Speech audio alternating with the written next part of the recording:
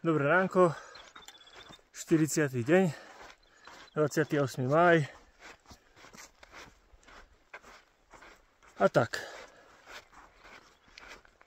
Včerajšia noc celkom v pohode, až na jedno malé prekvapenie, že sa tam objavili myšiska. A málo ich nebolo. Prvý raz sme ich objavili alebo zaregistrovali, keď jedna z nich vyliezla Sime na zadok. A potom sme si na nich dávali bacha. Mysleli sme si, že veci a hlavne jedlo budeme vešať na ten Joshua 3, ktorý nám robil závetrie. Lebo sme si mysleli, že ten Joshua 3, jak má tie osne, že potom myši nevylezú. Na 3 skoky nás vyviedli z omylu. Tak sme sa rozhodli, že obetujeme jeden z baťohov, teda môj, a narveme do neho všetko jedlo, ktoré máme. Vo vnútri máme vlastne ešte ten tvrdený sáčok, a mi on nepremokol, takže sme dúfali, že cez neho nie je cítiť. A možno aj nebolo, lebo sme úspešne dobojovali do rána, ja som spal bez štuplov a keď sa niečo šuchlo, tak som vstával a odháňal. Ale tak asi úspešne, no, lebo nič nám nezjedli. S vodou sme to tiež nevymysleli úplne nevyrátali teda najlepšie, lebo sme to trošku šetrili. A ani sme si raňajky nemohli zaliať, aby sme mali ešte čo piť, lebo z toho miesta, kde sme zostali, bolo ešte nejakých 9-10 km k vodnej keške. Ostala nám na ráno malá fľaša, ale to tam dotlačíme v pohode. Radka, aby sme trafili asi po 1,5 km. Išli sme okolo kriakov a teraz to začalo niečo mňaukať. Prvé sme ostali takí, že čo? Keď hore bola vlastne tabuľa, že tu majú žiť korytnačky nejaké vzácne, tak tie asi mňaukať nebudú. Tak potom vykúkla Gabi spoza kríka. Tak mňaukáčov sme nabrali, respektíve oni nabrali nás, lebo oni si to vyrátali ešte horšie a vypili všetku vodu ráno. Tak ponáhľajú na vodnú kešku, tak nás obehli. A my sa takto pajdáme ešte. No a uvidíme, čo den dá.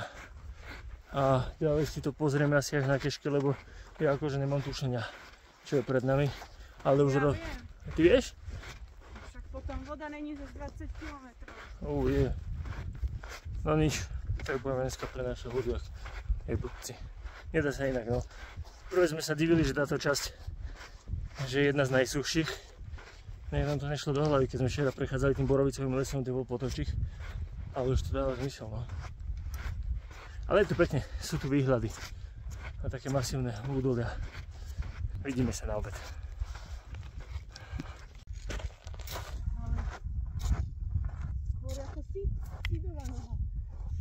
No nazdar. Akurát sme dorazili do obedného kempu.